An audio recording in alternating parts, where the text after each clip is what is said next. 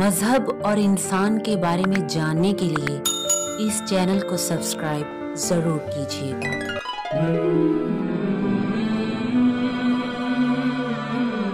جب بھی راز کی باتیں کرو تو خبردار گناہ کے ساتھ نہ کرنا بلکہ نیکی اور تقوی کے ساتھ باتیں کرنا۔ جب تم سے کسی مجلس میں وسعت پیدا کرنے کے لیے کہا جائے تو دوسروں کو جگہ دو تاکہ خدا تمہیں جنت میں وسعت دے سکے۔ جو کچھ بھی رسول تمہیں دے دیں اسے لے لو اور جس چیز سے منع کرتے ہیں اس سے رک جاؤ۔ اللہ سے ڈرو اور ہر شخص یہ دیکھے کہ اس نے کل کے لیے کیا بھیج دیا ہے۔ خدا انصاف کرنے والوں کو دوست رکھتا ہے۔ آخر وہ بات کیوں کہتے ہو جس پر عمل نہیں کرتے ہو؟ اللہ کے نزدیک یہ سخت ناراضگی کا سبب ہے کہ تم وہ کہو جس پر عمل نہیں کرتے ہو۔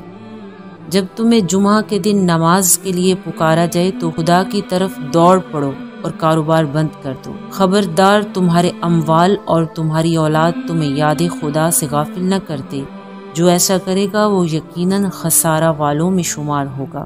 کوئی مصیبت نازل نہیں ہوتی مگر خدا کی اجازت سے، اور جو صاحب ایمان ہوتا ہے خدا اس کے دل کی ہدایت کر دیتا ہے۔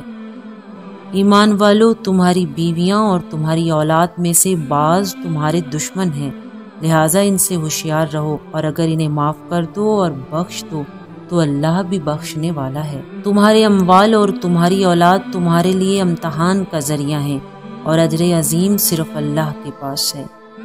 جہاں تک ممکن ہو سکے اللہ سے ڈرو۔ جو اللہ سے ڈرتا ہے اللہ اس کے لیے نجات کی راہ پیدا کر دیتا ہے اور اسے ایسی جگہ سے رزق دیتا ہے جس کا خیال بھی نہیں ہوتا، اور جو خدا پر بھروسہ کرے گا خدا اس کے لیے کافی ہے۔ جو اللہ سے ڈرتے ہیں خدا ان کے کام میں آسانی پیدا کر دیتا ہے، اس کی برائیوں کو دور کر دیتا ہے اور اس کے اجر میں اضافہ کر دیتا ہے۔ خدا کسی نفس کو اس سے زیادہ تکلیف نہیں دیتا جتنا اسے عطا کیا گیا ہے۔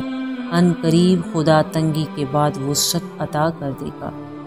خلوص دل کے ساتھ توبہ کرو، ان قریب تمہارا خدا تمہاری برائیوں کو مٹا دے گا۔